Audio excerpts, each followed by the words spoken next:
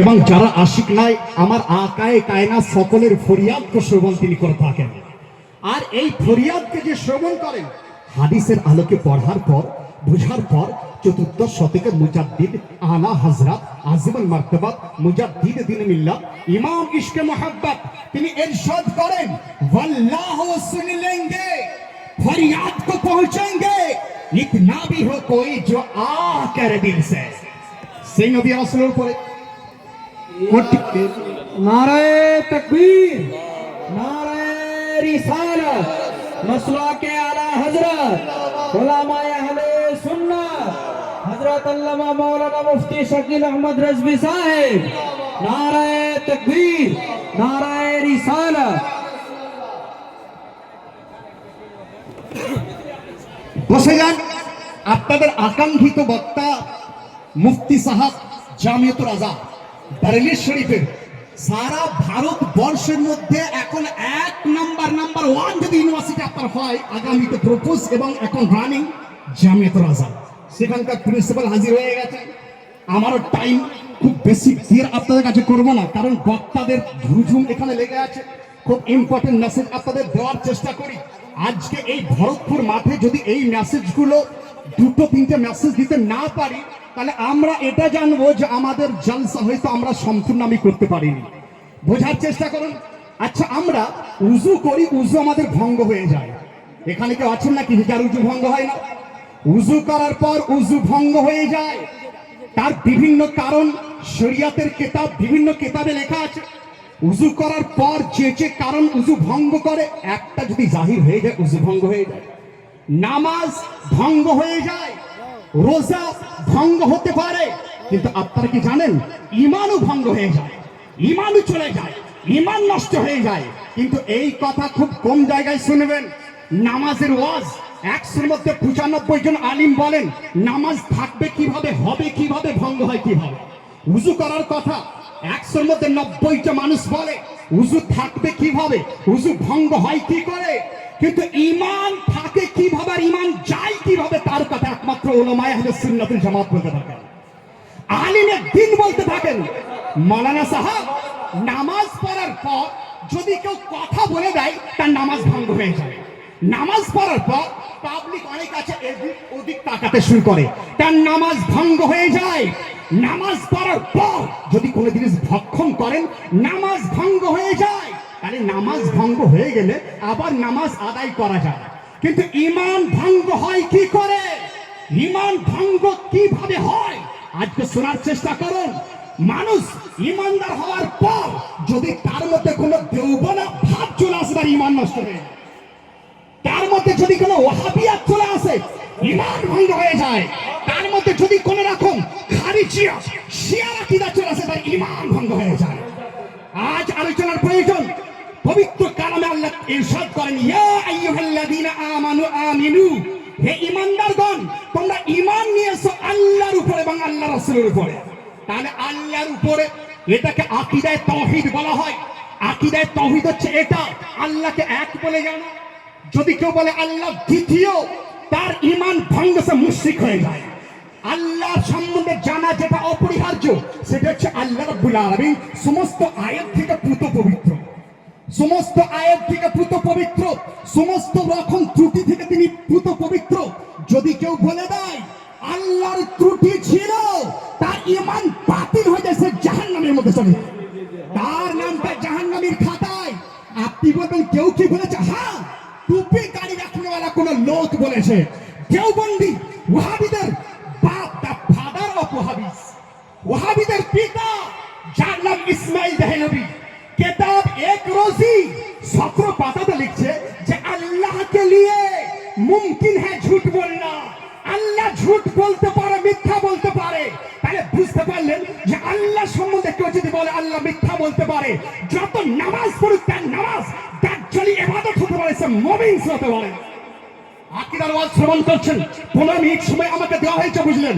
একদম আপনাদের সম্মুখে আমি একটা একটা পয়েন্ট বলার চেষ্টা করি।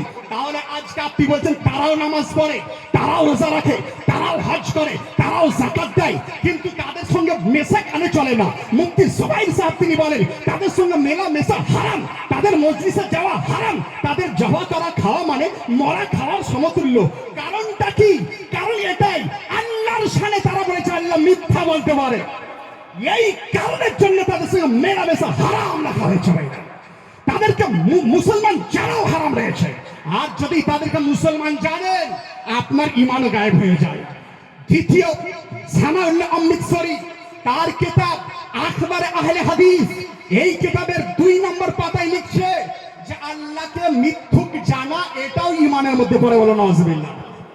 প্রত্যেকটা ডকুমেন্টস আপনার নেটের মধ্যে অ্যাভেলেবল রয়েছে, জানতে পারেন। তাহলে আকীদার দুশমন কারা? যারা আকীদায়ে তাওহীদের বিপক্ষে কথা বলে তারা আকীদার দুশমন। এই আকীদা যারা যারা রয়েছেন তারা বোঝার চেষ্টা করুন। আমি কোন রকম মৌখিক নয়, ডকুমেন্টস ধরে আলোচনা আপনাদের করছি। তাহলে আকীদায়ে তাওহীদ তাকেই বলা হয় আল্লাহ সম্বন্ধে সঠিকভাবে জানা, যেগুলো জানা ওয়াজিব সেগুলো সম্বন্ধে জানা, তাকে আকীদায়ে তাওহীদ বলা হয়। এরপরে পয়েন্ট, আকীদায়ে রিসালাত, রাসূলুল্লাহ সম্বন্ধে কি কি আকীদা রাখা ওয়াজিব, কি কি আকীদা রাখতে হবে। সর্বপ্রথম এটাই, রাসূলুল্লাহ সমস্ত নবীকে মাসুম বলে জানতে হবে। মাসুম শব্দের অর্থ সমস্ত গুনাহ থেকে পুত পবিত্র, গুনাহ নেই, গুনাহ হতে পারে না। আর যে কারণে আপনার অন্য কাউকে আম্বিয়া এবং ফেরেশতা ব্যতীত কাউকে আপনার ওই মাসুম বলা চলে না। আপনি যদি বলেন আজকে অনেক পাবলিক আছেন, তার সন্তানদের জন্য বলেন মাসুম ছেলে, মাসুম বেটা, মাসুম পুত্র, মাসুম বলা চলে না। কারণ মাসুম সিফাত শুধুমাত্র আম্বিয়া এবং ফেরেশতাদের জন্য। কিন্তু কেউ যদি বলে নবীর গুনাহ হতে পারে, নবী গুনাহ করেছিলেন, নবী অমুক ছিলেন, তো সে দাড়ি থাকলে কি হবে? সে বেঈমান, সে জাহান্নামী সে হয়ে যায়। কে লিখেছে? আপনি এই জামাতে ইসলামী বলে একটা দল আছে, বুঝলেন? জামাতে ইসলামী নগর নগর ডাগর ডাগর সব জায়গাতে তারা ঘুরে ফিরে তারা কি করে? দাওয়াত দিয়ে বেড়ায়। কিন্তু আপনি জানেন তাদের যে ইমাম, তাদের যে পিতা, তাদের যে রাইস, সে কি বলছে? সে কি বলছে? মিস্টার মওদুদি, আবুল আলা মওদুদি, সে তরজমা করেছে কোরআন শরীফের সূরা দুহা। এই আয়াতে তরজমা করতে গিয়ে ওয়া ওয়াজাদাকা দাল্লান ফাহাদা, এই আয়াতের তরজমাতে আবুল আলা মওদুদি সে লিখেছে যে নবী গুমরা ছিলেন, বলে নাউজুবিল্লাহ। নবী গুমরা ছিলেন, তাকে পথ দেখানো হয়েছে। তাহলে নবীকে কেউ যদি গুমরা বলে তাকে মুসলমান বলা চলবে? মুসলমান বলবেন? চলবেন না। তাদের বেটির সঙ্গে বিয়ে করা চলবে? তাদের বেটিকে নিয়ে আসা চলবে? তাদের জবা করে খাওয়া চলবে? যদি এই আকীদা আপনি বুঝতে না পারেন, সারা জিন্দেগি ওয়াজ বেকার হয়ে যায়, নামাজ বেকার হয়ে যায়, হজ বেকার হয়ে যায়। আর এই মেসেজটাই বারেলির তাজদার আলা হযরত আমাদেরকে বুঝিয়েছিলেন। যখন ভারতের মধ্যে বাতিল ফিরকা একে একে রাসূলুল্লাহর ইজ্জতের উপর হামলা শুরু করেছিল, যখন তারা তাদের বইয়ের মধ্যে লিখলো রাসূল মারকার মিট্টি মে মিল গয়ে, এই কথা যখন লিখলো, আমার ইমাম, আপনার ইমাম, চতুর্দশ শতকের ইমাম আলা হযরত আসিফুল মারতাবা মুজাদ্দিদুল মিল্লাত, তিনি হুঙ্কার দিলেন, কলমের তলোয়ার তিনি চালালেন, চালিয়ে তিনি বললেন, শোনো, নবী মরে মাটিতে মিশে না, নবী যারা হন তারা জীবিত হয়ে থাকেন। তিনি বলেন, তু জিন্দা হে ওয়াল্লাহ, তু জিন্দা হে ওয়াল্লাহ, মেরি চশমে আলম সে ছুট জানে ওয়ালে। নারে তাকবীর, সকলে জোর করে বলেন নারে তাকবীর, নারে রিসালাত, মাসলাকে আলা হযরত, উলামায়ে আহলে সুন্নাত, ইশক মোহাব্বত, ইশক মোহাব্বত, বস্তি বস্তি, করিয়া করিয়া, ঐতিহাসিক ইমামে আজম কনফারেন্স, মুনাজির আহলে সুন্নাত হযরত আল্লামা মুফতি নুরুল আরফিন রেজভী সাহেব, নারায়ে তাকবীর, নারায়ে রিসালাত। বহুত ভাইরা শোনার চেষ্টা করুন। টাইম খুব শর্ট, যে কারণে আমি রাজধানী চালাচ্ছি বললাম। রাজধানী চালাচ্ছি যে আমার 15 মিনিটে যেন আকীদার কথা শোনাতে আপনাকে পারি, বুঝলেন? বোঝার চেষ্টা করুন। আজ অনেকের অ্যাপিল রয়েছে, অ্যাপ্লাই রয়েছে, আবার অনেকে বলে মৌলানা সাহেব আজ যে সাম্প্রতিক মাসলা তাতে আপনারা মুখ কেন খুলছেন না, সাম্প্রতিক মাসলা বলছেন না কেন, অমুক সম্বন্ধে কেন তফসিল করছেন না? আমি বললাম এর কারণ শুনুন। সিরাজুল উম্মাহ ইমাম গাজ্জালী রাহমাতুল্লাহ আলাইহি তিনি বলেছিলেন যে তোমরা সাবধান থেকে সেই সময়ে, যে সময়ে তোমাদের নবীকে গালি গালাজ করা হবে, গালি গুলুজ করা হবে, সেই সময় তোমাদের পতন নেমে চলে আসবে। অর্থাৎ গালি গুলুজ রাসূলের শানে এই টুপি ধারীরা করেছে, সাম্প্রতিক বিষয় আলোচনার পূর্বে তাদের প্রতিবাদের প্রয়োজন রয়েছে, তাদের প্রতিবাদ প্রয়োজন রয়েছে বললেন। আলা হযরত তিনি বলেন যে তুঝসে और जन्नत से क्या मतलब, वहाबी दूर हो, हम रसूलुल्लाह के जन्नत रसूलुल्लाह की। শোনার চেষ্টা করুন। তাহলে আকীদা রিসালাতের একটা পয়েন্ট বললাম, অনেক পয়েন্ট। দ্বিতীয় পয়েন্ট এটাই, আকীদা রিসালাতের যেটা রাসূলুল্লাহর উপর আকীদা রাখা যেটা ওয়াজিব, তার মধ্যে এক দ্বিতীয় পয়েন্ট এটাই যে নবী যিনি হবেন তিনি সমস্ত উম্মত থেকে আলা ও আফজাল তিনি হবেন। নবী যিনি হবেন সমস্ত উম্মত থেকে আলা ও আফজাল। আর এই আকীদা আলা হযরত তিনি বলেন सबसे आला वाला हमारा नबी, सबसे बड़ा वाला हमारा नबी, सारे ऊंचों में ऊंचा समझो जिसे, है उस ऊंचे से ऊंचा हमारा नबी, सारे अच्छों में अच्छा समझो जिसे, है उस अच्छों से अच्छा हमारा नबी। বোঝা গেল এই আকীদা সঠিক আকীদা যে নবী সমস্ত উম্মতিদের থেকে বেশি হবেন, উম্মতিদের থেকে সম্মানে বেশি বেড়ে যাবেন। তিনি সমস্ত সৃষ্টি জগতের মধ্যে সর্বশ্রেষ্ঠ আমার নবী মুস্তাফা সাল্লাল্লাহু আলাইহি ওয়াসাল্লাম। তাহলে এটা আমাদের আকীদা। এরপর বাতিলদের আকীদা, যাদের জন্য আমরা মিশা হারাম বলা হয়, যাদেরকে কাছে নেওয়া হারাম বলা হয়, তাদের আকীদা কেমন দেখুন। তাকবিয়াতুল ঈমান ইসমাইল দেহলভী তার কিতাবের মধ্যে উল্লেখ করছে এইভাবে, সে লিখছে যে কখনো কখনো উম্মতিরাও নবী থেকে বেড়ে যায় বলে নাউজুবিল্লাহ। তারা কি বললো? নবী থেকে বেড়ে যায়। আর আকীদার হেড পয়েন্ট এটাই যে সমস্ত নবীরা তাদের উম্মতিদের থেকে আলা ও আফজাল তারা হবে। তাহলে আকীদার খেলাফ তারা বললো। আর আকীদা কাকে বলা হয়? আকীদা হচ্ছে মেন জিনিস যাকে জড় বলা হয়। যদি আপনার জড় পচে যায় তার ডালের কোনো মূল্য থাকে না, ফলের কোনো মূল্য থাকে না, ফুলের কোনো মূল্য থাকে না। আর জড় যদি সতেজ থাকে, ফল ফুল যদি নাও থাকে, একদিন গাছ সে হবেই, একদিন সে গাছ গজাবে। তাহলে তারা বললো যে নবী, আবার বলছে যে শয়তান আর নবীর ইলম বরাবর হয়েছে না বলে নাউজুবিল্লাহ।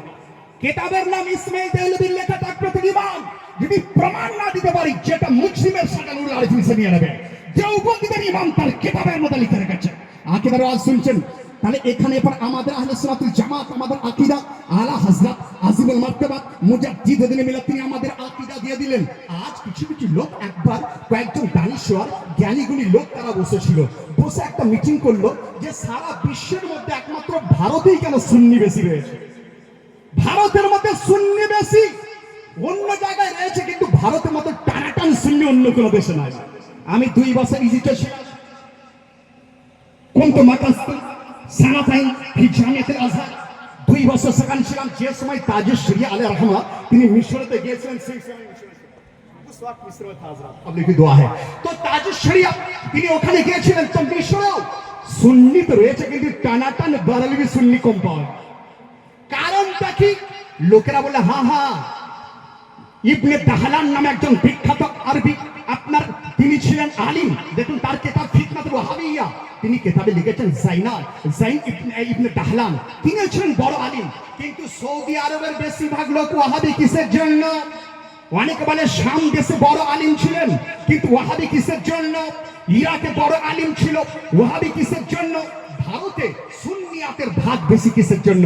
তো লোকেরা বলে বড় আলিম তো ছিল, সৌদিতেই বড় আলিম ছিল, আপনার সমস্ত আরব কান্ট্রি তো বড় আলিম ছিল, কিন্তু আহমদ রাজার মতো কেউ থাকেনি,